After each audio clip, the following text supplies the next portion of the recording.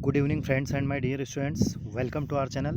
मैं राजेंद्र मंडलोई आपका हमारे इस चैनल पर फिर से बहुत बहुत स्वागत करता हूं। जैसा कि आप सभी जानते हैं कि हम क्लास 12th में chapter number 2 A friend who came from the sky इसको हम पढ़ रहे हैं। इसके दो पार्ट मैंने पहले कवर कर दिए हैं, उनका हिंदी एक्सप्लेनेशन करने का मैंने प्रयास किया है और आपका जो रिप्लाई आ रहा है, आपके जो कमेंट्स आ रहे हैं, उसके लिए मैं काफ़ी प्लीज़्ड हूँ। उसके लिए आपको बहुत बहुत धन्यवाद। ऐसे ही आप पढ़ते रहें और कमेंट्स यदि आप करेंगे तो उसी हिसाब से मैं और उत्साह के साथ आपके लिए इम्पोर्टेंट चीज़ें क्लास 12th के मद्देनज़र मैं आपके लिए प्रोवाइड कराता रहूँगा। ठीक है, तो चलिए आज के वीडियो की शुरुआत करते हैं और जहाँ से हमने छोड़ा था वहीं से हम इसकी शुरुआत करते हैं।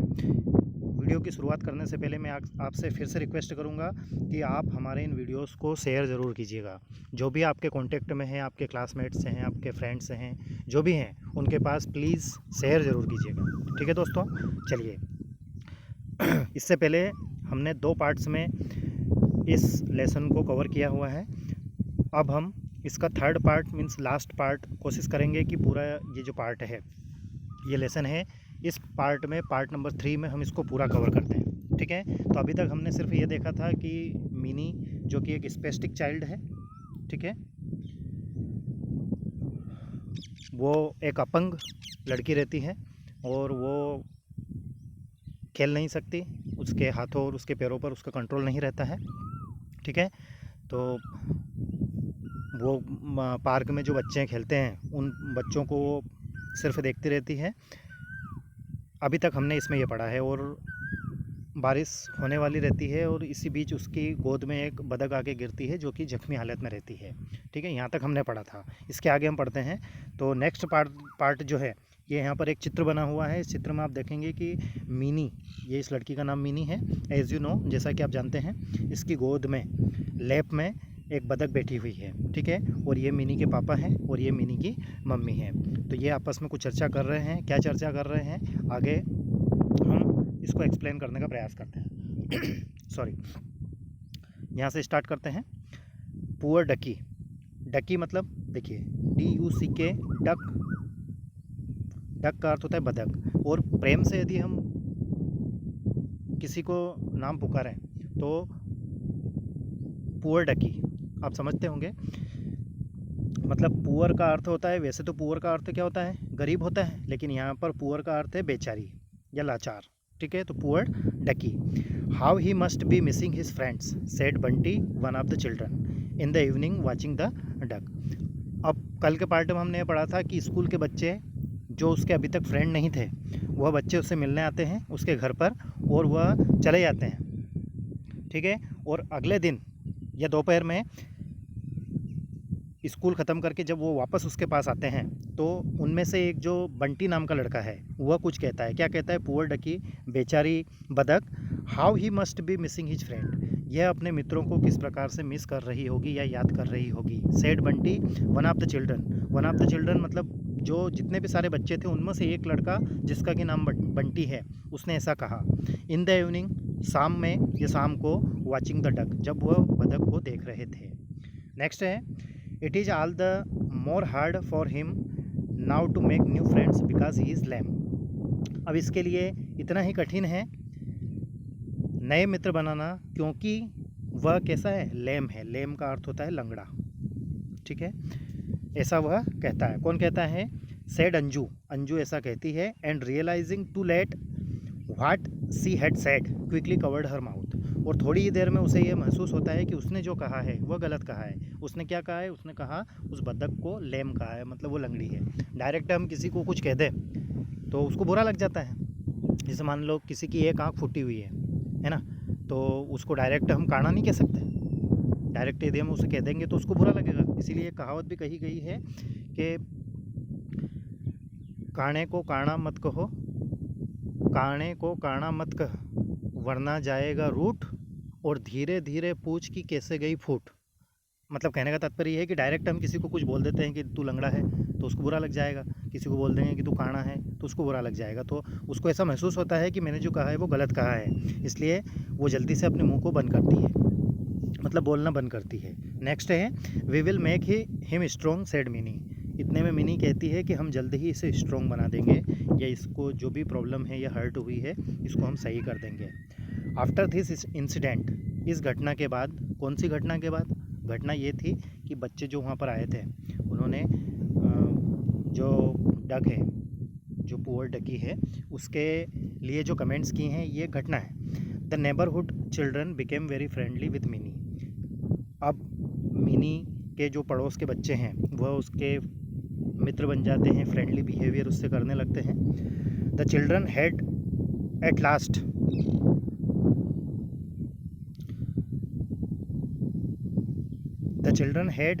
realized the anguish Minnie must have gone through because they did not play with her। अब उन बच्चों को यह एहसास हुआ है मिनी की पीड़ा के बारे में, उसकी वेदना के बारे में। यहाँ पर एक वर्ड आया है ANGUISH, एंग्विश। एंग्विश का अर्थ होता है वेदना, पीड़ा या दर्द, मेंटल सफरिंग। अब उनको ये रियलाइज़ हुआ है, एहसास हुआ है कि जब हम मिनी से नहीं बात करते थे या उसके साथ नहीं खेलते थे तो वो कैसी रही होगी, उसकी पीड़ा क्या रही होगी। The next day Anju brought a fat book with her. अगले दिन अंजू, एक लड़की का नाम है, उसके लिए एक मोटी बुक लेकर आती है। फैट, FAT, फैट, फैट मतलब मोटा, तगड़ी। बुक लेकर आती है। सी, देखो, you can read all about ducks in this. तुम इस किताब में इस बतख के बारे में सब कुछ पढ़ सकती हो, क्योंकि वो बुक क्या थी, वाइल्ड डक के ऊपर ही थी। मित्र इज कॉल्ड ए शोलर। मित्र को एक शोलर कहा जाता है। शोलर के बारे में हम पहले ही पढ़ चुके हैं। The children crowded around her excitedly. बच्चे भीड़ लगाकर उसके चारों ओर खड़े रहते हैं उत्साह में।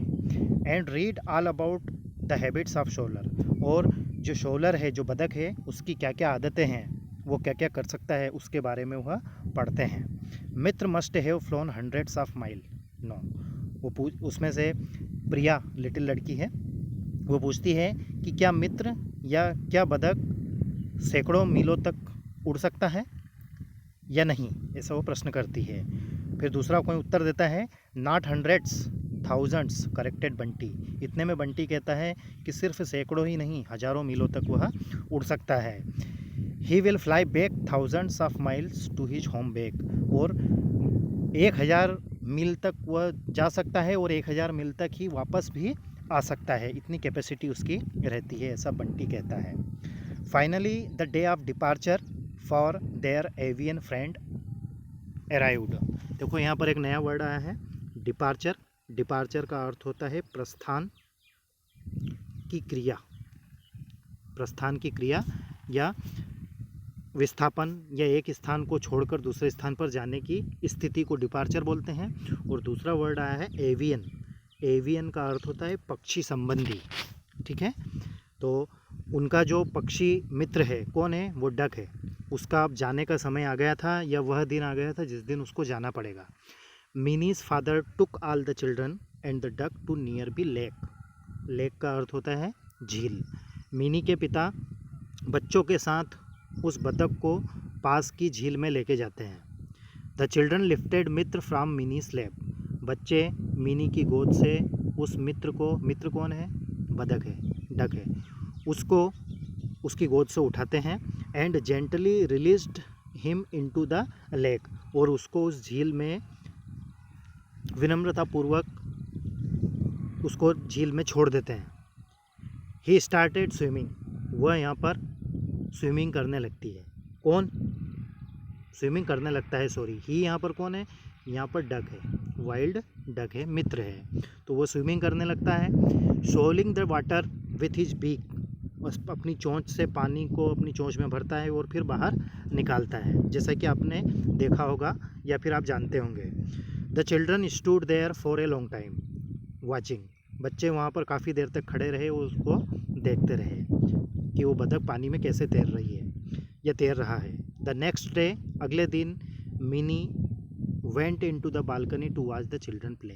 अगले दिन मिनी फिर बालकनी में जाती है और बच्चे जो बाहर खेलते हैं हमेशा की तरह उन बच्चों को देखने का प्रयास करती है या देखने के लिए बालकनी में जाती है। There was no one in the park. परंतु पार्क में कोई नहीं है, एक भी बच्चा पार्क में दिखाई नहीं देता है। Suddenly the door bell rang. फिर जो दरवाजे की घंटी है वह बजती है। डोर बेल समझते हैं, दरवाजे की घंटी। And the troop all children, troop पर 20 नंबर है, इसका अर्थ होता है a group of people came in group, मतलब वो बच्चे जो हैं एक ग्रुप में वहाँ पर आते हैं, दरवाजे की घंटी बजती है, ग्रुप में बच्चे वहाँ पर आते हैं और कहते हैं आंटी। नेक्स्ट है, अगले पेज पर देखते हैं क्या होता है। Please send Mini to the park to play with us, कृपया मिनी को हमारे साथ पार्क में खेलने के लिए भेज दीजिए। दे सेड, ऐसा वह कहते हैं, कौन कहते हैं, बच्चे कहते हैं। We will bring her back safely in her wheel chair, हम उसको वापस व्हील चेयर पर सुरक्षित पहुंचा देंगे वापस खेलने के बाद।